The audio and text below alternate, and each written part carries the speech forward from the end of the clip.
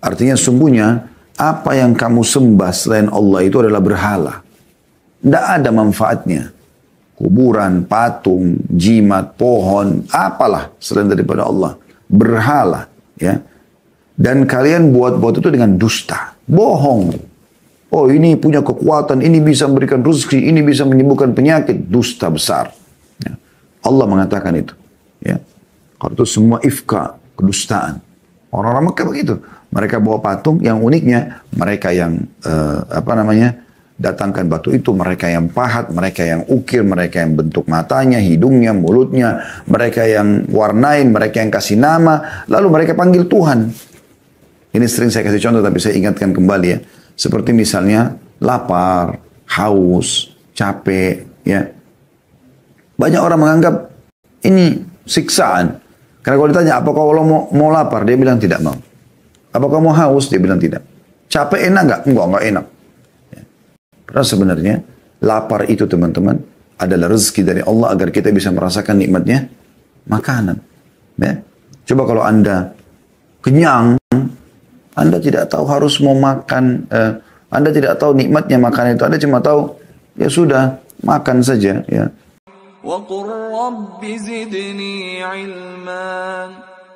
Sudah bisa menyiapkan pena dan kertasnya untuk menulis, kalau pun menulis ya, insya Allah itu akan banyak manfaatnya. Kiat yang paling pertama, teman-teman sekalian, yang harus kita fahami adalah syukur. Syukur. Ya. Mensyukuri nikmat yang Allah berikan. Tidak akan pernah bertambah sebuah nikmat tanpa syukur. Ya. Dan ingat, tolok ukur melihat nikmat itu adalah dengan pandangan agama. Jangan pernah mengikuti hawa nafsu Anda. Ini penting sekali. Ya. Karena banyak orang, karena dia mengikuti hawa nafsunya, maka dia melihat makanan misalnya depan matanya belum mencapai target yang dia inginkan, maka dia tidak syukuri. Padahal sebenarnya itu sebuah nikmat. Ya, kita renungi dulu dalil-dalilnya, baru kita akan coba berikan beberapa contoh berhubungan dengan masalah ini. Misalnya yang pertama, teman-teman sekalian, Anda lihat surah Ibrahim, surah nomor 14 dalam Al-Quran. Ini ayat yang sangat masyhur ya. Ayat 7-nya, surah Ibrahim, surah nomor 14 ayat 7. A'udzu billahi minasyaitonir rajim. Wa idh ta'adzana rabbukum la in syakartum la azidannakum wa la in kafartum inna azabi lasyadid. Ingatlah, maksudnya pelajarilah, ya. Katakanlah Tuhanmu memaklumkan atau menyampaikan, mengikrarkan, dan juga Allah menetapkan sebagai sebuah peraturan. Sesungguhnya jika kamu bersyukur pasti, ya, aku akan tambah, dan jika kamu mengingkari dalam kurung nikmatku, maka sungguhnya siksaku amat pedih. Anda bisa lihat di sini bagaimana Allah Subhanahu wa taala menekankan masalah itu. Syukur. Dan kalimat syukur itu alhamdulillah sederhana sekali. Tidak mengambil energi, tidak mengambil banyak waktu. Dan perlu Anda aplikasikan syukur itu dalam realita, ya. Seperti misalnya selain lisan kita bersyukur, hati kita meyakini, kita juga realitakan itu. Maksudnya, bisa kita diberikan makanan, kita juga berbagi pada orang, ya. Kita coba berbagi itu sebagai tambah penyempurnaan terhadap syukur tersebut. Makin Anda berbagi dengan orang lain, maka makin terbuka pintu-pintu rezeki itu. Itu bentuk aplikasi syukur, ya. Karena banyak orang selalu cuma mau menerima, cuma mau ditraktir, ya. Cuma mau diberi, tapi tidak pernah mau memberi. Nah ini berbeda, tidak memahami makna syukur yang sebenarnya. Juga Anda bisa lihat Allah SWT sebutkan dalam surah Al-Ankabut, surah nomor 29 ayat 17. Ya. Surah nomor 29 ayat 17. Silakan Anda buka. Allah berfirman, A'udzubillahi minasyaitonirrajim. Innama ta'buduna min dunillahi awthanan wa takhluquna ifka. Innal ladhina ta'buduna min dunillahi la yamlikuna lakum rizqan fabtagu 'indallahi rizqa wa'budu washkuru la ilaihi turja'un. Artinya sungguhnya apa yang kamu sembah selain Allah itu adalah berhala. Tidak ada manfaatnya. Kuburan, patung, jimat, pohon, apalah selain daripada Allah. Berhala, ya. Dan kalian buat-buat itu dengan dusta. Bohong. Oh ini punya kekuatan, ini bisa memberikan rezeki, ini bisa menyembuhkan penyakit. Dusta besar. Ya. Allah mengatakan itu. Ya. Kalau itu semua ifka, kedustaan. Orang-orang Mekah begitu. Mereka bawa patung, yang uniknya mereka yang datangkan batu itu, mereka yang pahat, mereka yang ukir, mereka yang bentuk matanya, hidungnya, mulutnya, mereka yang warnain, mereka yang kasih nama, lalu mereka panggil Tuhan. Ini kebodohan yang luar biasa, gitu kan? Berapa banyak orang juga begitu dalam sholat. Iyyaka na'budu wa iyyaka nasta'in.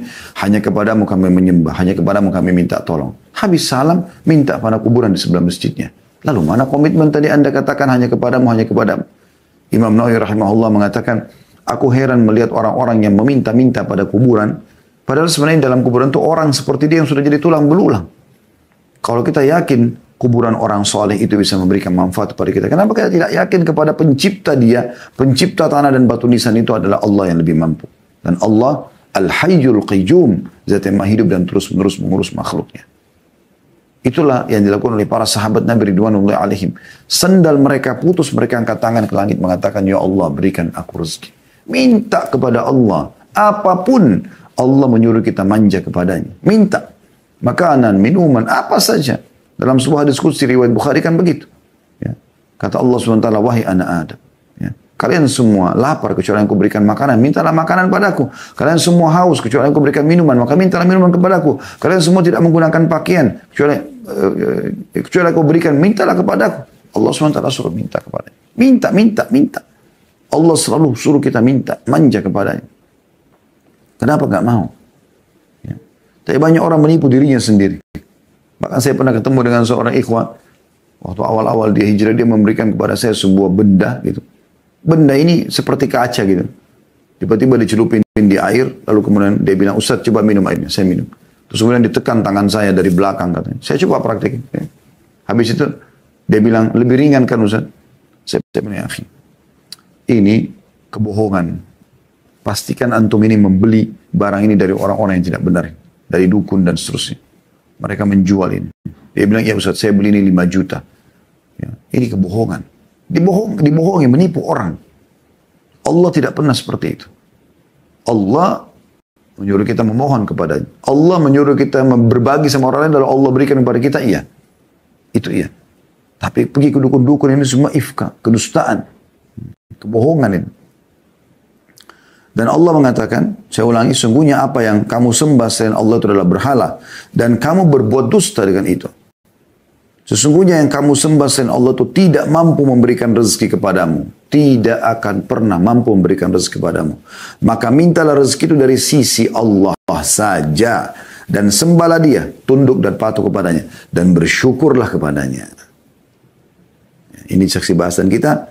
Ya, hanya kepadanya lah kamu akan dikembalikan. Ini penting teman-teman sekalian. Ya. Kemudian juga bagaimana Allah sebutkan dalam surah Saba. Surah nomor 34 dalam Al-Quran tentang negeri Saba. Ya. Itu di ayat 15-nya.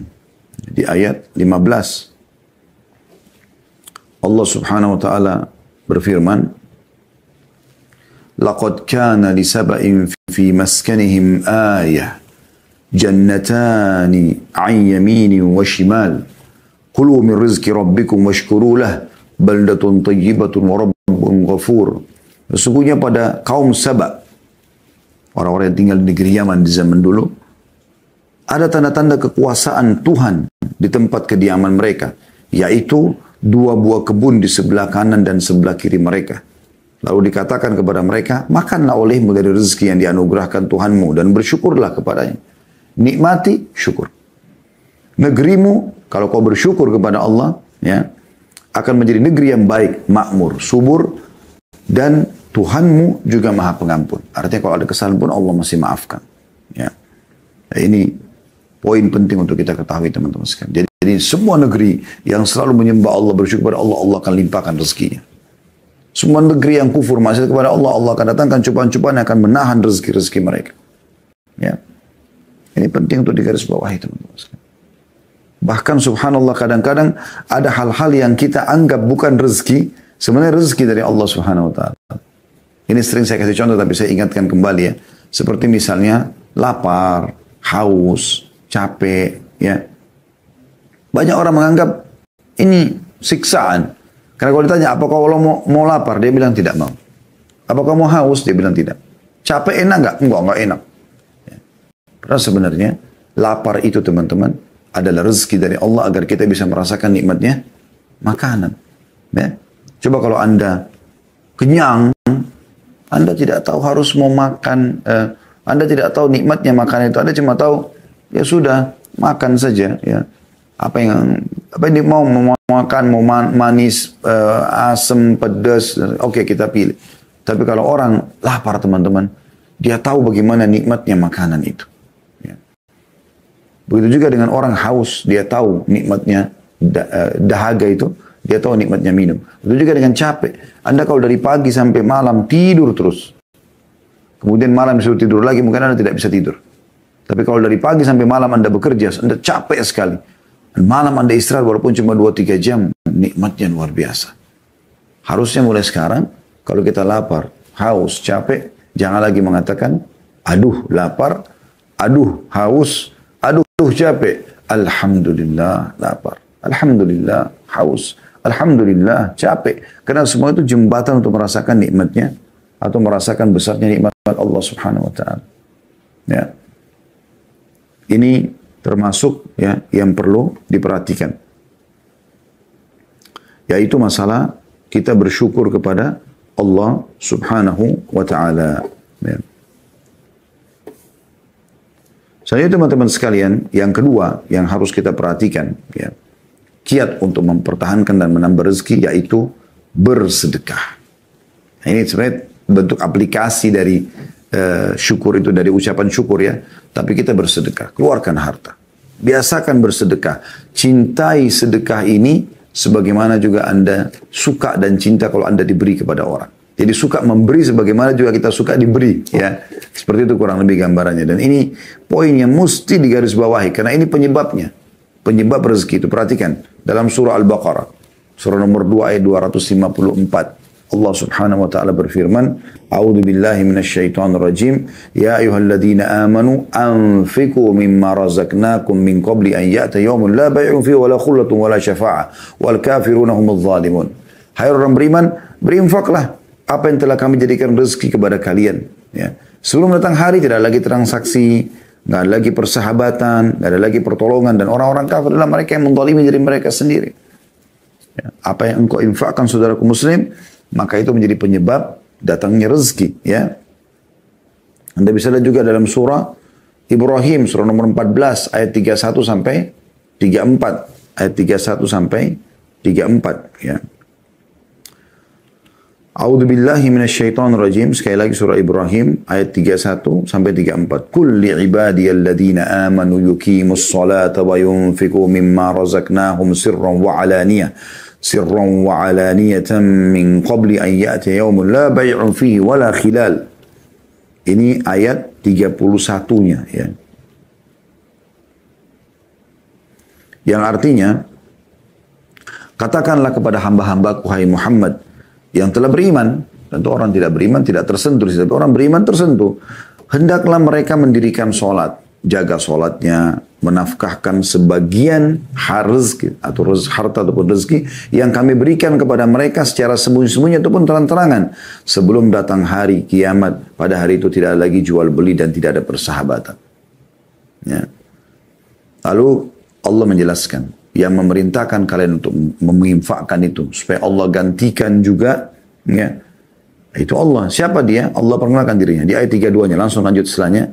Allahul ladzi khalaqas samawati wal arda wa anzala minas samaa'i ma'an fa akhraja bihi minats thamarati rizqan lakum wa sakhkhara lakumul fulka litajriya fil bahri bi amri wa sakhkhara lakumul anhar.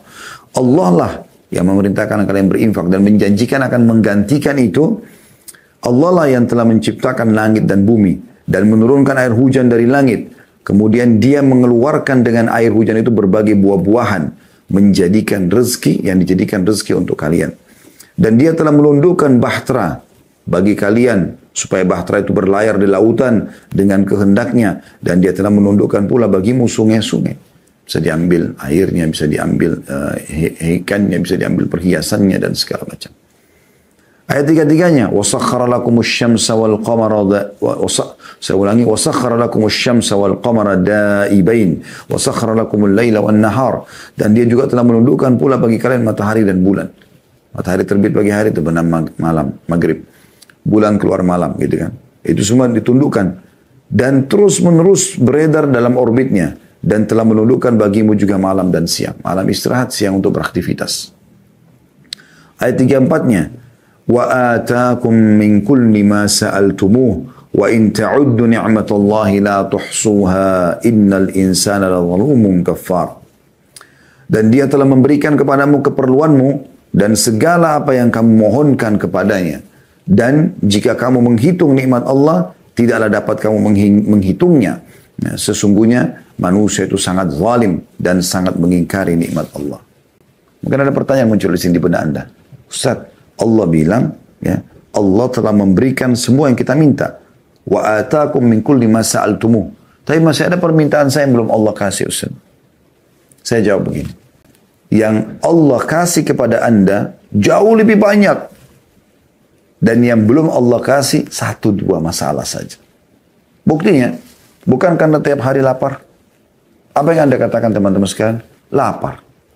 Tiba-tiba otak kita berpikir mau ke restoran mana, mau makan apa. Dan mudah kita dapatkan. Tinggal korek kantong kita, keluarkan uang, gesek ATM, selesai. Kita bisa makan. Dan tiap hari itu, tiap hari. Anda sekarang umurnya berapa tahun? 30, 40, 50, 60 tahun? Hah? Tiap hari Anda makan. Kalau tidak, kalau Anda tidak makan, mungkin Anda sekarang sudah tidak hidup. Bukankah tiap hari kita haus?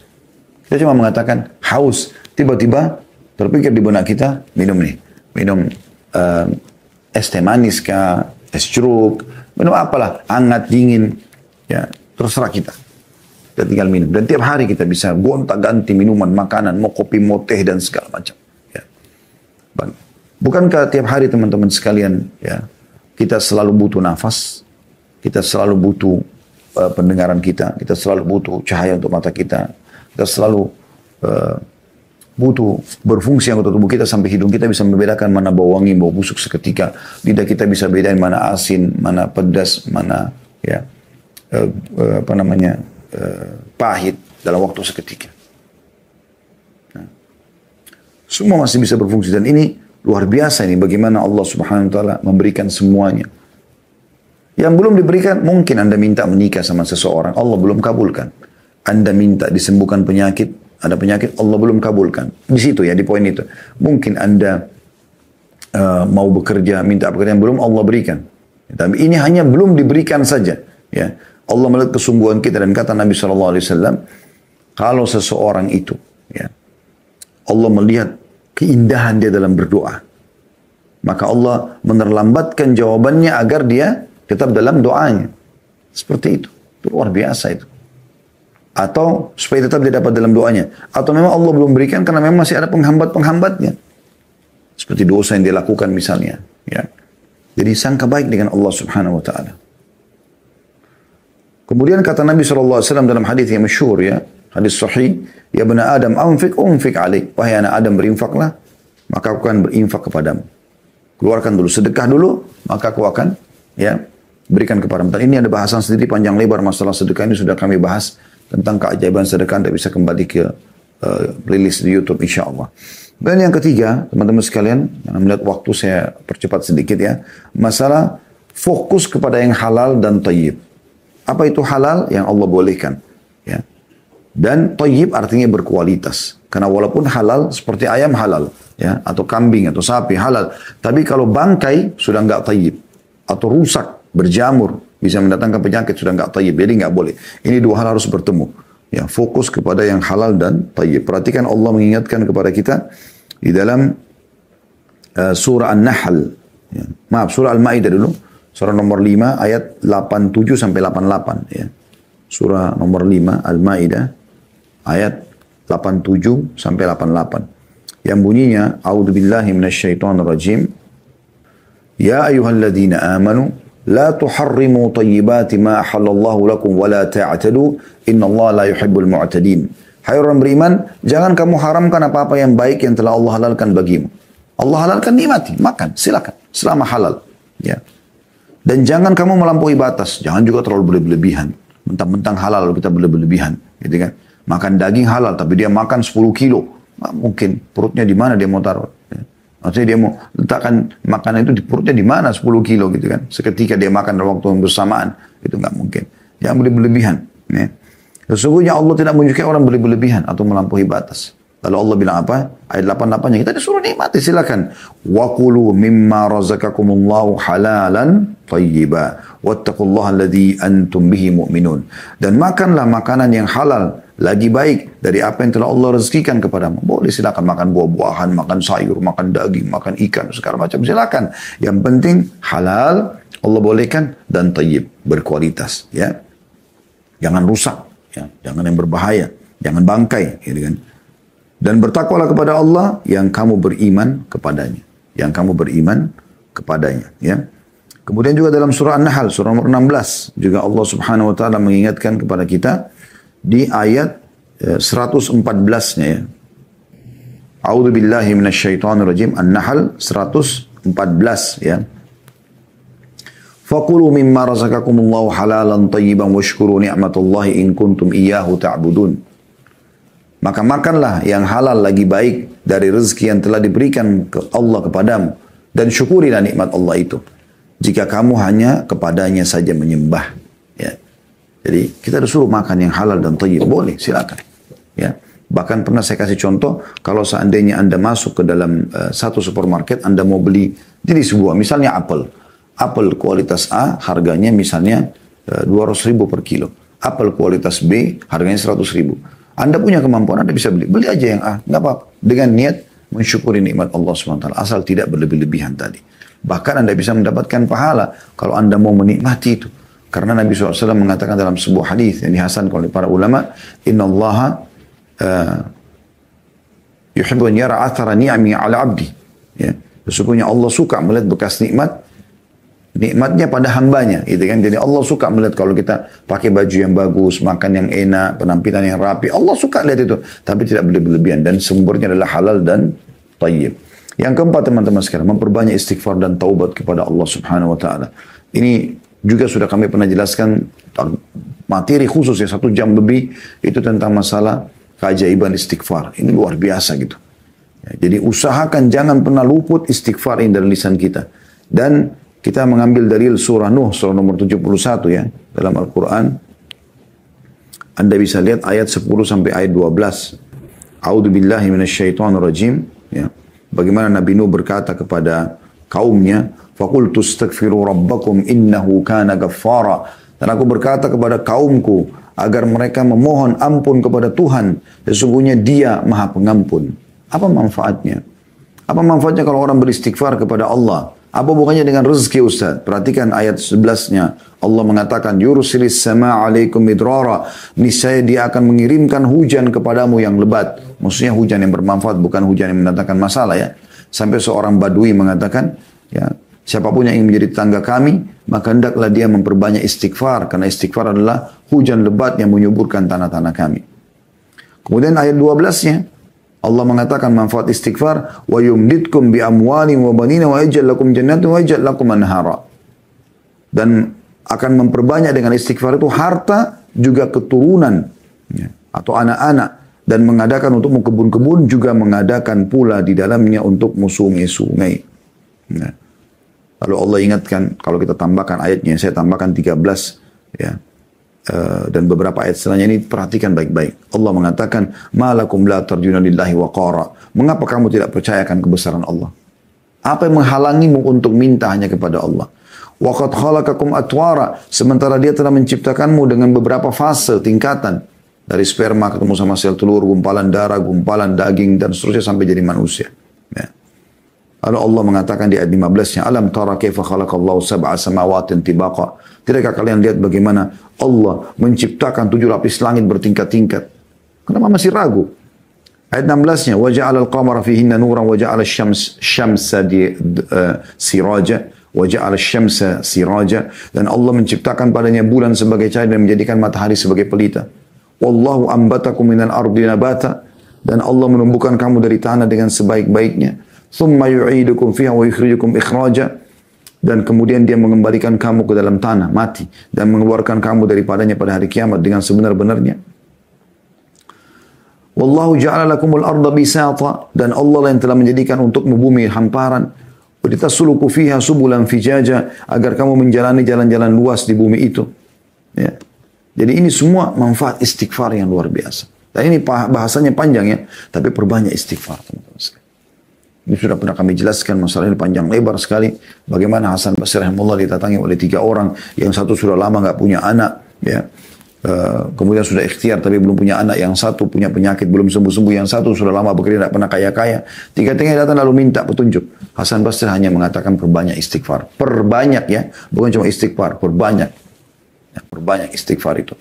Maka Hasan Basri, orang-orang itu pulang lalu Hasan Basri ditanya rahimahullah, kenapa anda cuma mengatakan perbanyak istighfar? Mungkin yang satu tadi butuh tabib atau obat, yang satu mungkin butuh modal, ya. Karena yang satu, 2 orang kan punya penyakit, satu tidak punya keturunan, yang satu sudah lama kena penyakit di perut tapi tidak sembuh gitu. Ini butuh tabib, butuh obat. Yang satu mungkin yang tadi mau menjadi orang kaya butuh modal atau butuh dipandu kepada satu program ya kerja gitu kan. Maka dia mengatakan, bukankah Allah berfirman, lalu dia membacakan surah Nuh ayat 10-12 tadi. Ya, dan Nuh berkata kepada kaum, istighfarlah kalian kepada Tuhan kalian, maka dia akan menurunkan hujan yang lebat dari langit dan memperbanyak untuk kalian harta dan juga keturunan, gitu kan.